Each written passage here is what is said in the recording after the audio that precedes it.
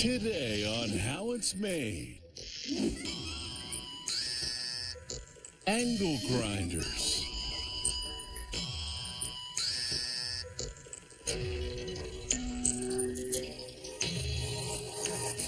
Berry baskets.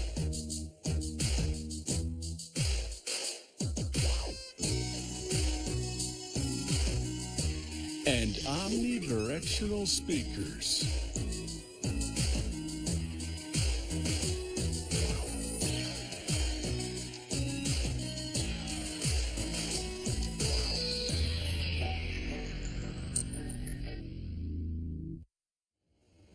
The angle grinder created a major buzz in the workplace when it was developed in the middle of the 20th century.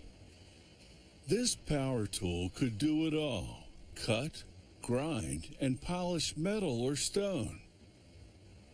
Just change the disc or brush attachment to match the job, and work gets done automatically.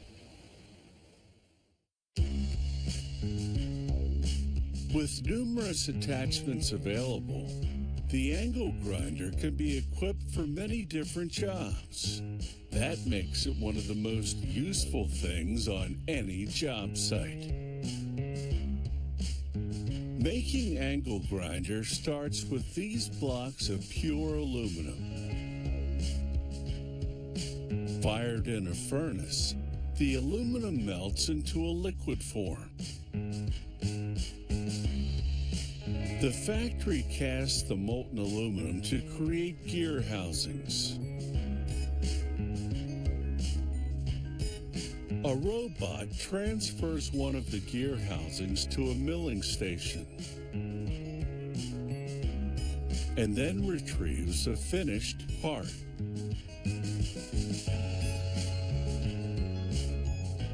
The door of the machine closes, and a computerized cutter carves threads into the center bearing seat and generally improves the profile of the part.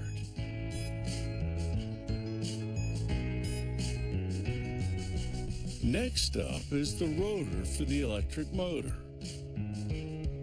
An automated system pushes special cardboard end discs onto the rotor shaft. The part on the right is equipped with end discs. The system now installs a part called the collector on one end. Made of copper and plastic, the collector will transmit power to the rotor and ensure that the grinding or polishing attachment can turn.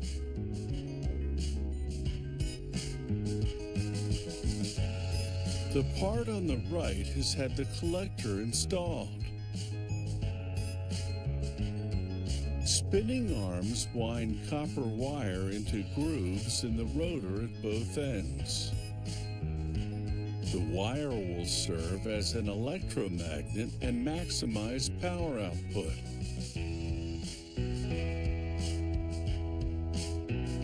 Moving forward, the system inserts covers into slots in the rotor wall. They both insulate the rotor and stabilize the copper coil. Spinning devices wrap copper wire around each half of the stator.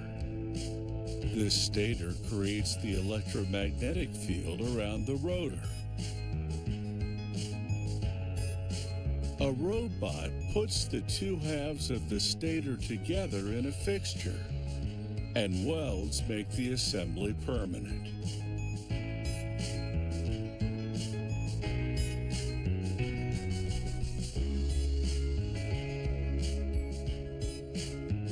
Over to an injection molding machine now. It forms plastic into outer casings for the grinder. A robot transfers the casing to a platform for printing. This stamp adds silver ink to the embossed company logo, giving it greater visual appeal. A worker then slides the plastic housing over the stator, and a pneumatic machine press fits the two together.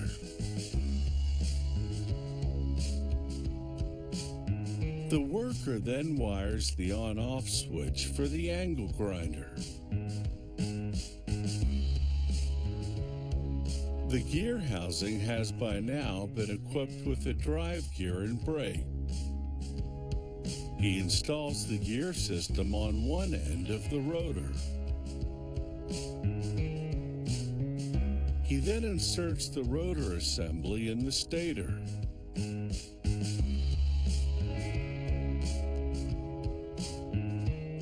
An automated system screws everything together to complete the angle grinder motor. Next, a nozzle fills the gearhead with grease. A worker places the spindle and safety clutch over the gearhead, and a mechanized system screws it in place.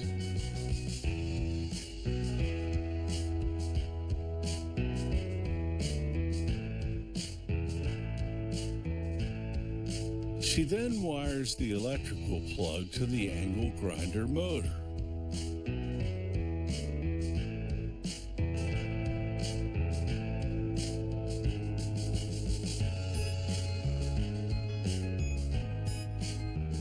She encloses the electrical wiring with a plastic cover.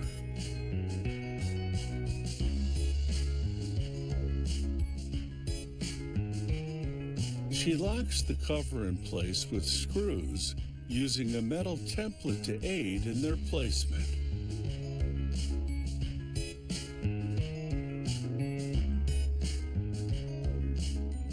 This angle grinder is now ready to undergo quality control tests. This one depresses the angle grinder switch while a computerized system analyzes the motor's performance. If it passes all the tests, the angle grinder is ready to take a chunk out of someone's workload.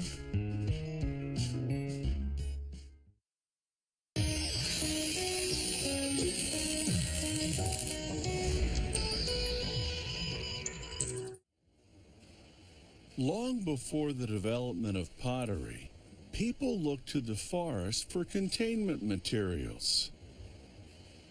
They made berry baskets from the bark of birch trees. The baskets were lightweight and waterproof due to natural resins in the bark. The making of these baskets is a tradition that carries on.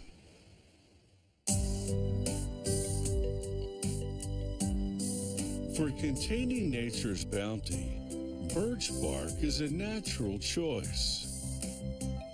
This berry basket is made entirely from materials found in nature. Making one starts with birch bark that's been carefully pried off the tree to avoid damage to the inner layer of bark. This cardboard pattern will be used as a template. The basket maker examines the bark for any holes or serious flaws. He flips the bark over. He'll use the inner side for the outside of the basket.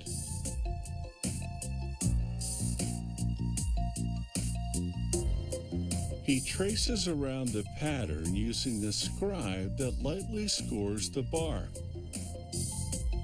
This light scoring creates a visible outline on the bark.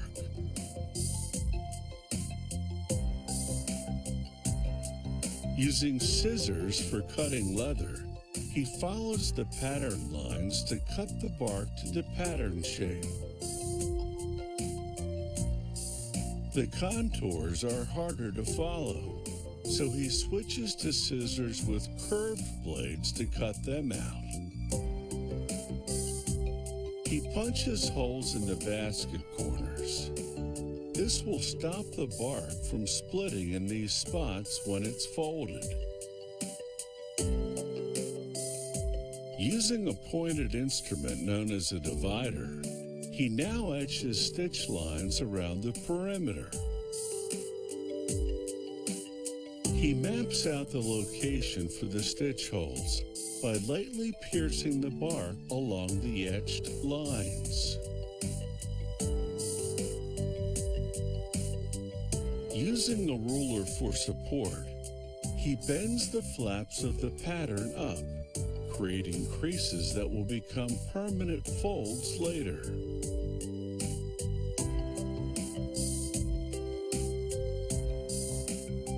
He punches out stitch holes where he had lightly pierced the bark.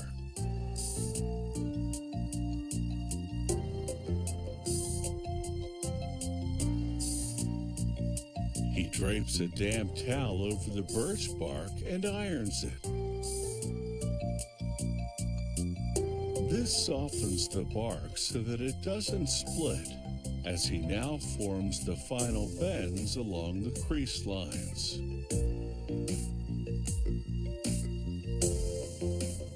He overlaps the ends of the basket. He clips the structure to hold it together while he inserts wooden dowels in some of the stitch holes. Once the dowels are in, he removes the clips. The dowels will keep the basket together for stitching. But first, he tapers the stem from a willow shrub using a wood plane. He inserts the stem in a cylindrical container and fills the cylinder with hot water. The tapered stem soaks overnight. It softens and becomes extremely flexible. Using a wooden form, he shapes the stem into a ring. The tapered ends overlap for a consistent thickness all the way around.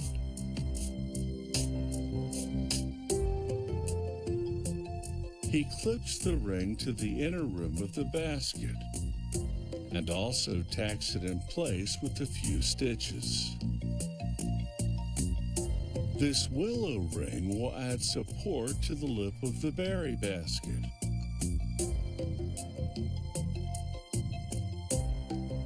Next, he stitches the seams together, using the root of a spruce tree for thread. Its tapered tip serves as a needle. He does precise back stitches and ensures all the seams are tight.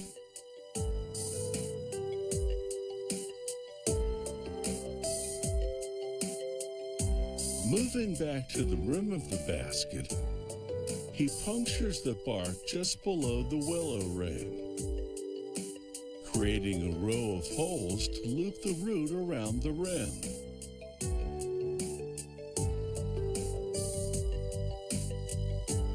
This spruce root wrap protects the rim ring and gives the basket a more finished look at the top.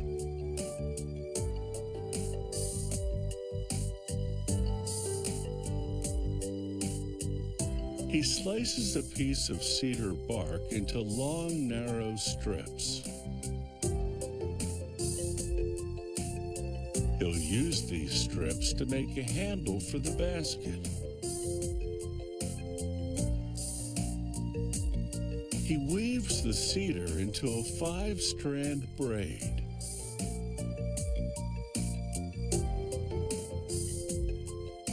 He loops the cedar braid at the ends and uses the loops to stitch the handle to the berry basket.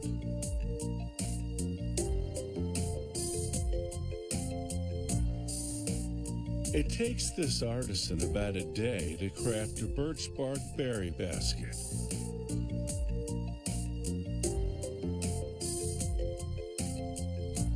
His efforts will no doubt bear fruit for many years to come.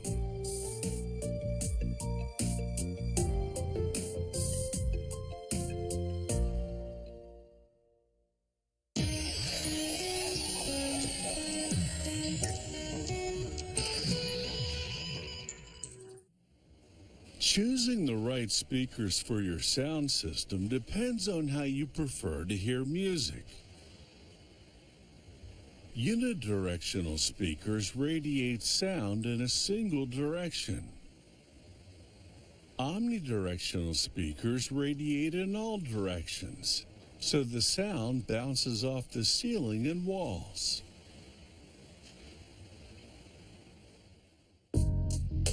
This omnidirectional speaker system has 4 towers, 2 main system towers, and 2 subwoofer towers.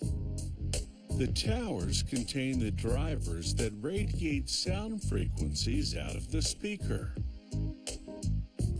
This computer-guided mill shapes brass sheets into mounting plates for the main system towers. Each of the main system towers contains 6 drivers, 2 tweeters, 2 mid-ranges, and 2 woofers. Each subwoofer tower contains 6 drivers for the lowest human audible frequencies. After the brass mounting plate comes off the mill, workers grind the top surface smooth to prepare it for polishing and chrome plating. The mill then shapes brass rings. These are bases for the woofers, which fit an opening in the mounting plate. Brass is the metal of choice for these parts due to its acoustical properties. For aesthetics, the rings are painted black, and the mounting plates are electroplated with galvanized chrome. In this part of the plant, they build tweeters for the main system towers. The first step is to lay strips of resin-impregnated carbon fiber in semicircular molds. After removing the protective film that covers the carbon fiber, they lay foil strips at each end. These will direct heat from the oven to the carbon fiber strips and prevent the resin from flowing out.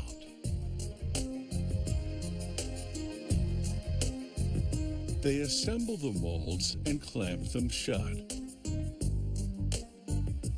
They place the molds in an oven for 45 minutes at a programmed series of temperatures.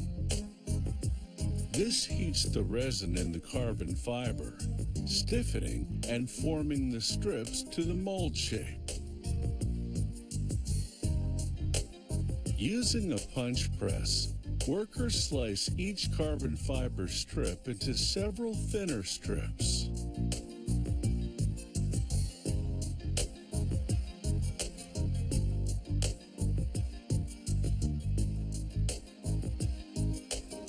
They construct each tweeter by gluing 24 of those thin strips to the tweeter's voice coil, a ring made of wound copper wire.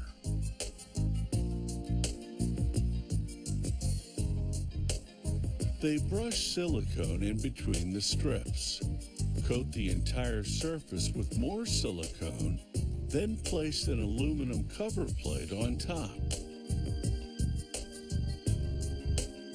They construct each mid-range driver the same way, but with carbon fiber strips that are thicker and stiffer, and therefore radiate lower frequencies better than the thinner, more flexible tweeter strips.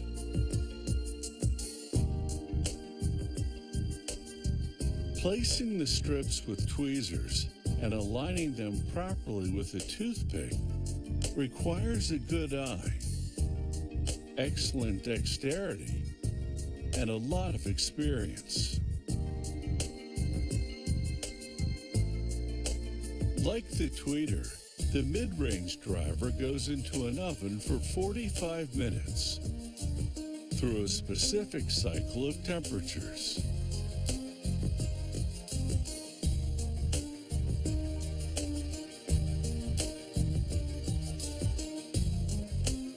Once the driver comes out of the oven and cools, they glue strips of sound-dampening foam to the inside, sealing the gaps between the carbon fiber strips. This prevents sound from radiating inward rather than out the speaker. They solder the cables that bring the incoming electrical signal that carries the sound frequencies. That signal moves the voice coil up, while the driver's magnet moves it back down. The repeated up and down motion flexes the carbon fiber strips, radiating the sound frequencies. After installing a center rod made of carbon, workers stuff the hollow space inside the driver with sound dampening wool. They pour lubricating oil into a narrow gap in the driver's magnet, then insert the voice coil into the gap. The oil contains iron, so it conducts the electrical signal to the coil. They screw an aluminum mounting plate to the magnet's posts. Then apply a disc of a stiff sound dampening material.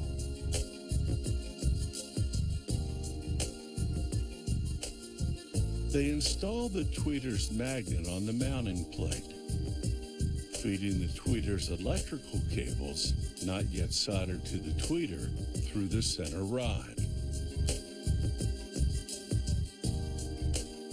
Next, they'll make the woofers.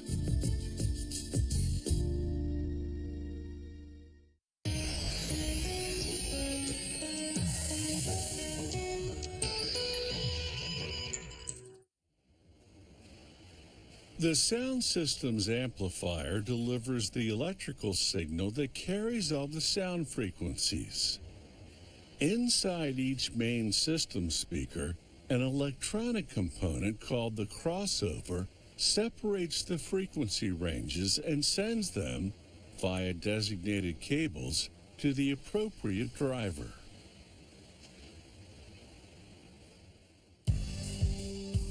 They make each melon-shaped woofer out of 12 aluminum segments.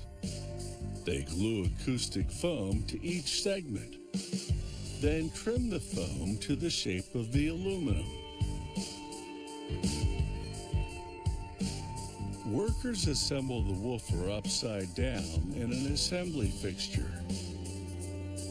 They glue the segments vertically between this woofer's voice coil, which has 2 cables attached to it, and a mounting plate.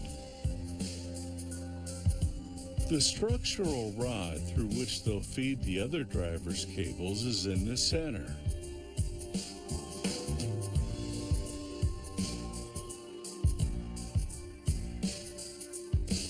Once all the segments are aligned and fixed in place, they coat the edges with glue.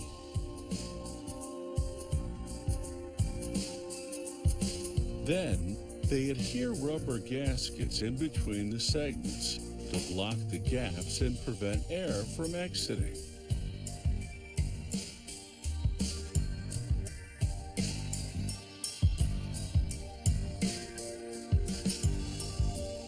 They seat copper strips in the segment's grooves, hooking the ends into holes at the top and bottom. Brass, aluminum, copper, every type of material used in these speakers has specific acoustical properties. The combination produces a natural sound balance. They fill the hollow interior space around the center rod with sound dampening material. First, synthetic insulating wool with long, coarse fibers. Then, on top of that, a barrier of cotton insulating wool to prevent those coarse fibers from touching the voice coil. Next, they installed a painted brass ring they milled earlier, which now has the woofer's magnet affixed to it. They place a spacer, thread a screw, pull the voice coil's 2 cables through the center, then solder those cables, together with the cables from the other drivers, to a main cable that will plug into the crossover.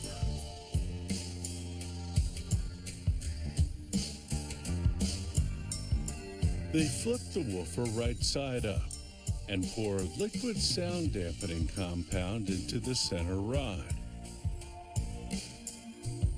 The cables inside are too delicate to be shoving in insulating wool. Workers now begin assembling the speaker. First, soldering the 2 remaining crossover cables, mid-range and high frequency, to the respective driver cables. The tweeter connection cables are attached to the tweeter magnet, installed earlier on top of the mid-range driver. They now mount this unit on top of the woofer. They install the connectors in the crossover. Its electrical components separate the frequency ranges and send each one to a designated connector, which sends it to the cable leading to the appropriate driver. After sliding the crossover onto the speaker's base, made of milled brass, they close up the top with the mounting plates, between which they've since sandwiched a thick piece of wood. Screw-in stainless steel support posts hold everything together and direct all the weight down to the floor, rather than into the speaker structure.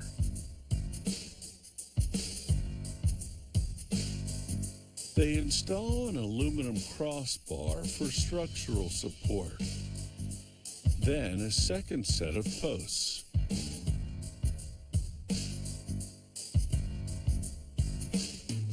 They fit the ring at the base of the woofer into the mounting plate hole, securing it with screws.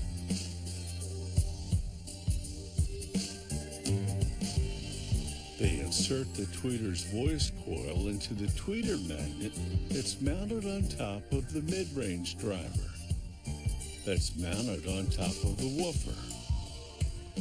They solder the tweeter cables to the 2 connectors on the tweeter cover plate. This completes the lower trio of drivers.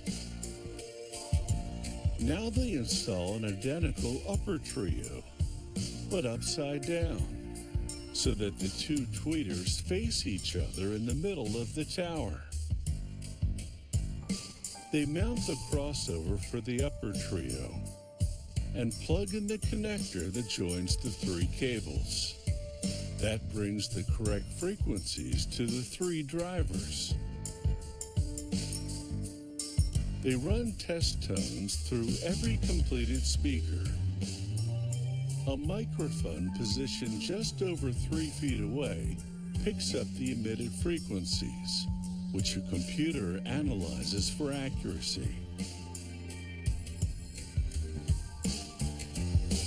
Once the speaker passes inspection, they install a decorative grille over each woofer voice coil.